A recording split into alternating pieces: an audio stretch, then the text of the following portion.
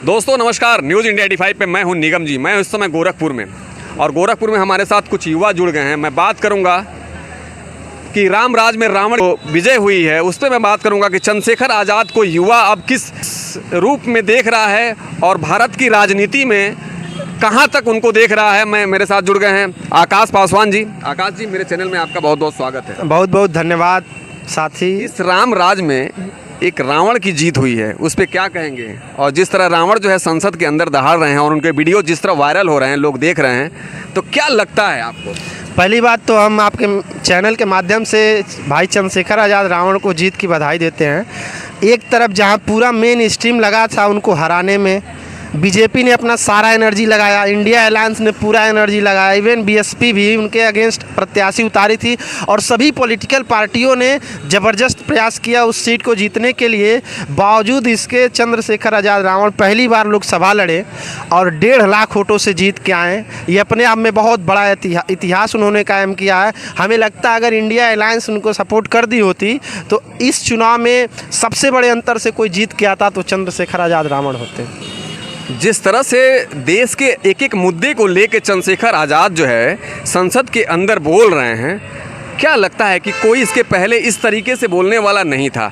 लेकिन अब आपको क्या लगता है कि एक बहुजनों की राजनीति के अंदर एक युवा ऐसा दिखा है संसद के अंदर? एक उनका बयान भी वायरल हुआ है कि मैं चाबी लेके अंदर आ गया हूं, अब तुम तैयारी करो। तो क्या कह रहे हैं आप? मतलब चंद्रशेखर की राजनीति को अब आप आगे किस तरह से देख रहे हैं? बिल्कुल, अब तक जो चंद्रशेखर आज़ाद रावण का राजनीतिक संघर्ष सड़कों पे था, बिल्कुल वही अभी सदन में भी उनका वही तेवर देखने को मिल रहा है। जैसे कि आप सभी लोग देखे होंगे, जिस दिन शपथ ग्रहण था, आज तक बाबा साहब का नाम लेकर के बस लोग वोट लेते थे, लेकिन ये भारत में लोकतंत्र की ये विजय है, अम्बेडकराइट पॉलिटिक्स की ये विजय है, ये जीत है कि देश के सबसे बड़े सदन में सबसे ज़्यादा कोई नारा लगा है। हमें लगता है शायद ही कोई सांसद होगा, वो चाहे किसी भी पार्टी का हो, कि उसने सदन में शपथ ग्रहण के बाद जय भीम का नारा ना लगाया हो। सबसे ज़्यादा जय भीम, जय संविधान का नारा लगा है। ये हमारी पहली जीत है अम्बेडकराइट पॉलिटिक्स की। भाई चंद्रशेखर आज़ाद रावण ने भी जय भीम के ही साथ शुरुआत की, शपथ ग्रहण किया। उसके बाद जब वो बोलना, उन्होंने पहले ही दिन बोलना शुरू किया, उसके बाद विपक्ष के लोगों ने, सत्ता पक्ष के लोगों ने उनको रोकने की कोशिश की।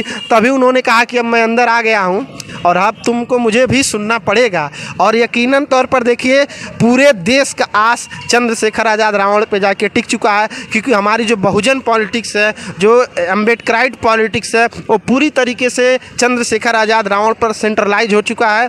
इस देश में देखिए, बीएसपी का कोई सांसद सदन में नहीं है। बीएसपी हमारी पार्टी, हमारी आइडियोलॉजी, हमारे एजेंडे पर काम करती है, लेकिन इस चुनाव में उसकी कुछ तकनीकी कमियां रहीं। क्या कमियां रहीं वो तो उनके नेता, उनके पदाधिकारी बताएंगे, लेकिन जब उनका कोई सांसद हमारा आवाज़ उठाने के लिए सदन में नहीं है, उस समय इस देश का सबसे ज़्यादा जिससे उम्मीद की जा रही है, इस देश का जो बहुजन तबका एकदम नज़र लगा के देख रहा है, चंद्रशेखर आज़ाद रावण को देख रहा है। इसका सबसे सजीव उदाहरण है संसद की कार्रवाई को संसद टीवी पर पोस्ट किया जाता है। उस वीडियो को देखेंगे जिसमें भाई चंद्रशेखर आज़ाद रावण ने अपना अभिभाषण दिया है, उसमें सबसे ज़्यादा अब तक लगभग 10 लाख लोगों ने उस वीडियो को देखा है।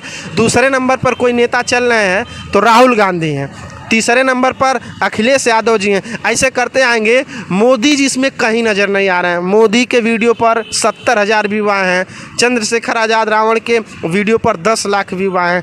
यही अंतर बता रहा है कि चंद्रशेखर रावण को जो लोग उनका विरोध करते हैं, जो लोग उनको समर्थन कर रहे हैं, सब लोग उनकी गतिविधियों पर नज़र गड़ाए हुए हैं। और चंद्रशेखर आज़ाद रावण ने अभी कल ही सदन की कार्रवाई में उन्होंने सबसे ज्वलनशील मुद्दा को उठाया।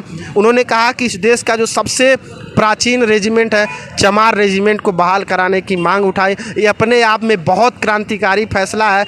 आज तक हमें लगता है ना कोई बीएसपी का सांसद, न बीजेपी का सांसद, न कांग्रेस का सांसद, न सपा का सांसद के अंदर इतनी हिम्मत हुई थी सदन में कि वो सीधे तौर पर सभापति से मांग करे कि चमार रेजिमेंट की मांग की जाए। मंडल कमीशन की 40 रिपोर्टों को लागू करने की मांग की गई। उसके बाद जो 2 अप्रैल का भारत बंद था, उसमें जितने दलितों के ऊपर मुकदमा लगे हैं, इन सब को चंद्रशेखर आज़ाद रावण ने वापस करने की मांग की है। तो ये सारे जो अब तक मुद्दे हैं वो वाकई में बहुजनों के मुद्दे हैं, जिस पर चंद्रशेखर आज़ाद रावण पूरी तरीके से सफल दिख रहे हैं। आपको क्या लगता है कि चंद्रशेखर आज़ाद संसद के अंदर गए हैं, उसके बाद से जो चंद्रशेखर का तेवर जो पहले था वो तेवर बरकरार रहेगा? ऑब्वियसली बरकरार है। अभी देखिए, किसी को बहुत प्रीजुडिस जज नहीं करना चाहिए, परसेप्शन नहीं बनाना चाहिए, लेकिन जो सदन का भी शुरुआती कार्रवाई को देखा जाए तो जिस तरह से भाई चंद्रशेखर आज़ाद जी ने अपने तेवर को सदन के अंदर मेंटेन किया है, ये वाकई में काबिले तारीफ़ है। और हमें आशा ही नहीं बल्कि पूरा उम्मीद है आने वाले समय में वो सदन की जितनी भी कार्रवाइयों में भाग लेंगे, उनके तेवर और कलेवर में जरा भी चेंज नहीं आने वाला है। दोस्तों, कांसीराम की विचारधारा और बाबा साहब की विचारधारा को लेके चंद्रशेखर आज़ाद ने अपनी संगठन की शुरुआत करी थी। उन्होंने अपने गांव में एक बोर्ड लगाया जिस पे लिखा द ग्रेट चमार, और उस बोर्ड को रातों रात वायरल कर दिया गया पूरे भारत में, और सारे अनुसूचित जाति के लोगों ने अपने गाड़ियों पे, अपने सीने पे द ग्रेट चमार लिख के चलना शुरू कर दिया।